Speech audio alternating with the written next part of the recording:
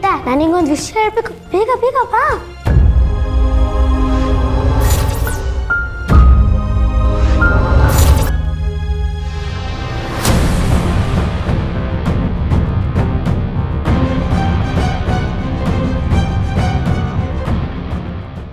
ಪ್ರಕೃತಿ, ಏನೇ ವಿಷಯ? ಬೆಳಿಗ್ಗೆ ಆ ಹುಡುಗ ನನ್ನ ಫೀಸ್ ಕಟ್ಟಿಲ್ಲ ಅಂತ ರೇಗಿಸ್ತಿದ್ನಲ್ಲ, ನೀನೇನೋ ಜಾದೂ ಮಾಡಿದ್ಯಾ ಅಂದ್ಕೊಂಡು ಅವನು ಟೀಚರ್ಗೆ ಕಂಪ್ಲೇಂಟ್ ಮಾಡಿದ್ದಾನೆ. ಆಯ್ತು ಬಿಡು, ಮಾಡಲಿ.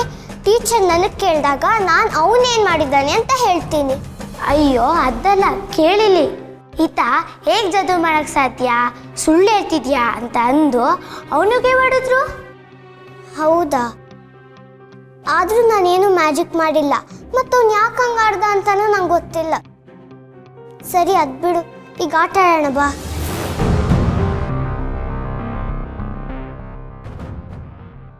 ಛೇ, ನನ್ನ ಮಂತ್ರ ಜಾಲ ಅವಳನ್ನ ನುಂಗಿ ಬಿಡಬೇಕಿತ್ತು. ಒಂದೇ ಒಂದು ಕ್ಷಣದಲ್ಲಿ ಅವಳು ಪಾರಾಗ್ಬಿಟ್ಲು. ಆದ್ರೆ ಎಷ್ಟು ದಿನ ಅಂತ ನನ್ನಿಂದ ತಪ್ಪಿಸ್ಕೊಂಡಿರ್ತೀಯ, ನಾನು ನೋಡ್ತೀನಿ. ಆದಿತ್ಯ ವಂಶದ ಪುತ್ರಿ, ನೀನು ನನ್ನ ಬೇಟೆ, ನೀನು ನನ್ನ ಬೇಟೆ.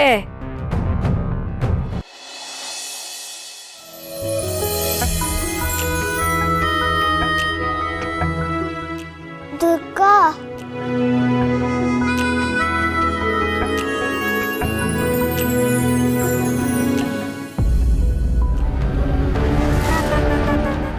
ಏನಾಯ್ತು? ಕೈಯಕ್ಕೆ ಹಾಗಿಟ್ಕೊಂಡಿದ್ಯಾ? ಏನಾದರೂ ಜಗಳ ಆಡ್ದ್ಯಾ ಸ್ಕೂಲಲ್ಲಿ? ಅಥವಾ ಬಿತ್ತು ಪೆಟ್ಟೇನಾದರೂ ಮಾಡ್ಕೊಂಡ್ಯಾ? ದುರ್ಗಾ ನೋಡಿಲ್ಲಿ, ಗಾಯ ಆಗಿದೆ. ಅಯ್ಯಯ್ಯೋ,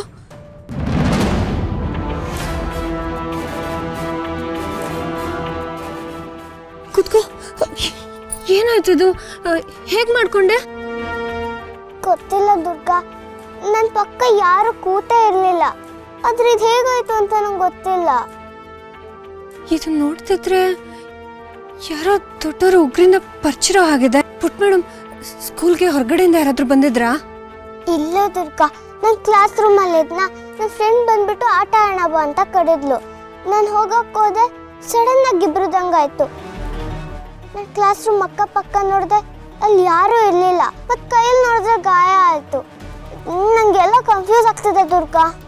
ಇದೇನಿದು, ಎಲ್ಲ ವಿಚಿತ್ರವಾಗಿದೆಯಲ್ಲ.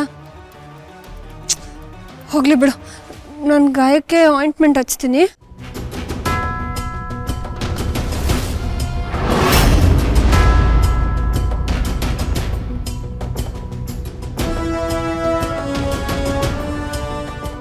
ನೀನು ನೋಡಿ.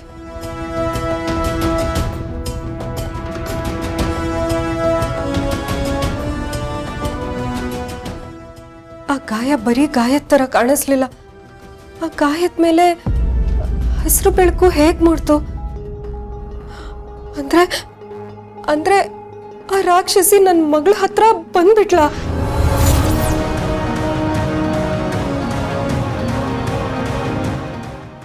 ಈಗೇನು ಚಿಕ್ಕ ಗಾಯ ಆಗಿದೆ. ಮುಂದೆ ಏನಾದರೂ ಅವಳು ಜಾಸ್ತಿ ಶಕ್ತಿ ಉಪಯೋಗಿಸಿದ್ರೆ ನನ್ನ ಮಗಳು ಪ್ರಾಣಕ್ಕೆ ಅಪಾಯ ಆಗತ್ತೆ. ನನ್ನ ಮಗಳನ್ನ ಹೇಗೆ ಉಳಿಸ್ಕೊಳ್ಳಿ? ಅಂದ್ರೆ ಅಪ್ಪ ಹೇಳಿದ ಕೆಲಸ ಮಾಡೋ ಸಮಯ ಬಂತ.